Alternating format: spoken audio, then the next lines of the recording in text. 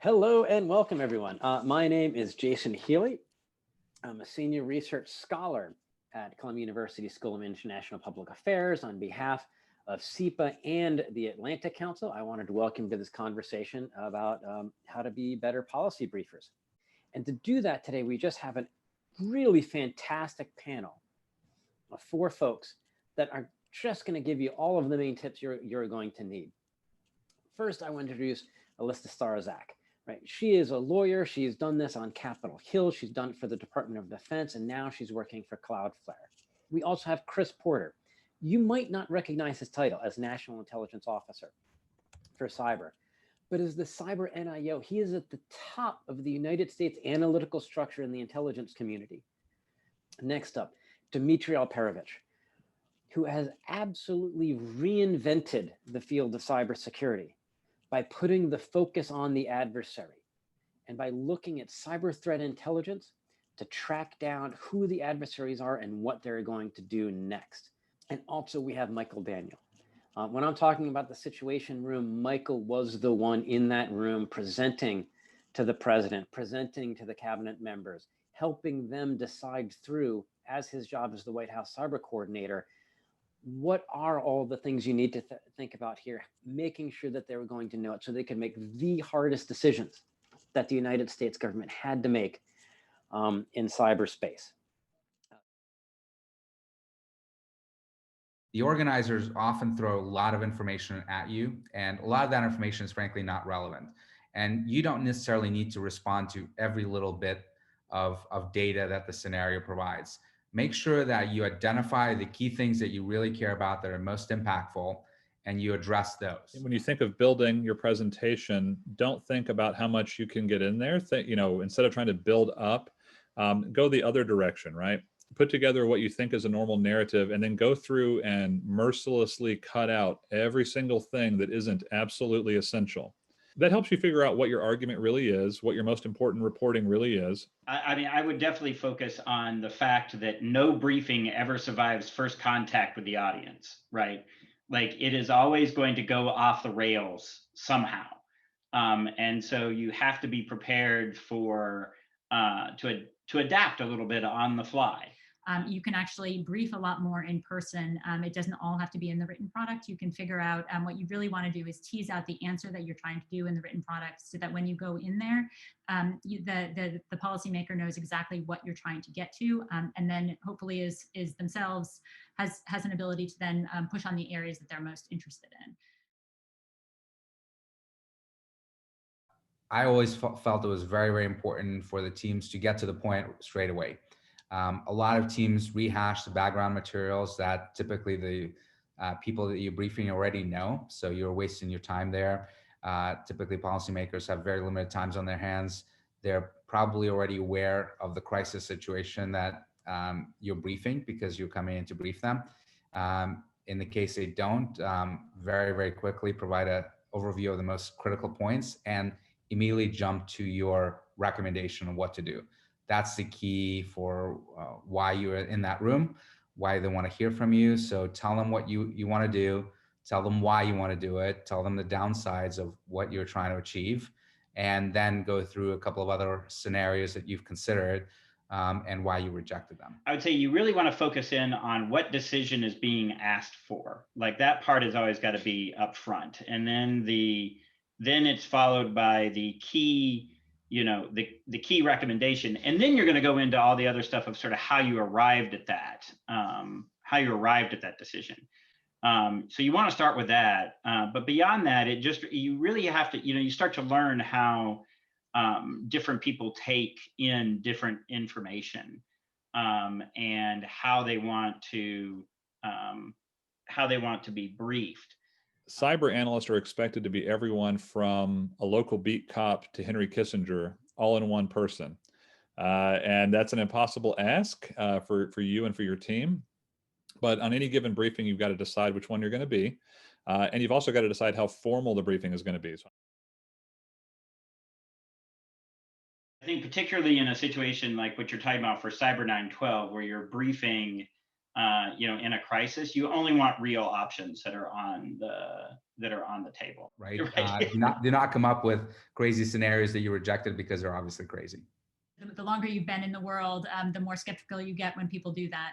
So I don't think it's effective. I think you do want realistic options, but they may range in levels of something might be more hawkish, for example, in recognizing that there might be a range.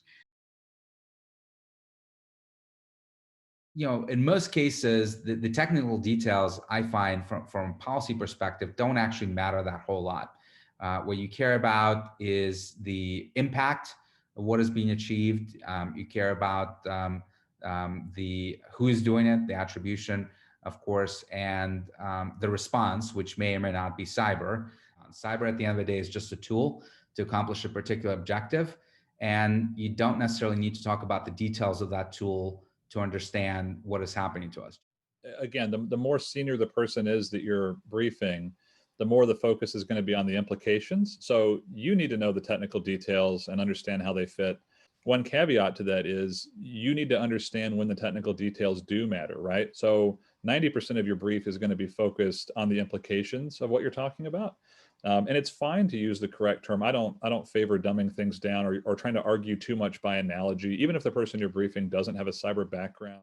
I agree. Definitely, you want to push out the acronyms and the jargon, right? But you also want to just work from the assumption that the people receiving your briefing are smart. They're just not experts. And so you're talking to them that way. You also have to know who you're briefing and what their background is, because it will change pretty dramatically depending on what their level of experience is and what their particular interests are. Making sure that you understand where the potentially problematic space is, and then going into that in a little bit more detail. One is don't waste their time, particularly the more senior, the people, the less time they typically have. And so you really cannot focus in too much. The key to the whole thing of doing a good briefing is actually really understanding what decision it is that you are seeking, or decision that they have to make, or action that they have to take, and tailoring it to enable them, not to lead them to a predetermined decision, but to enable them to actually make an informed decision. The other thing is, don't be afraid to say, I don't know. Don't pretend to have knowledge that you don't have. The only reason you took issues to really senior officials is because they were really, really hard, and they involved some really bad trade-offs. Otherwise, you could handle them at lower levels and you didn't need to talk about them. The most effective briefings, at least in my experience, are ones that involve back and forth. So be prepared. Be prepared to answer questions that are not on your briefing chart. Be prepared to talk about implications. Make sure you've done your homework. Really, your job is to help them think, right? What do you know that they don't know? What context can you put things in? They probably have many problems they're dealing with. You probably only have a few. So I've got extra, I can spend all of my work week focusing on just a few problems, and come in and sort of help that person think without making a decision for them, obviously, but give them information they need to make their decision. First and foremost, make sure you have conviction, right?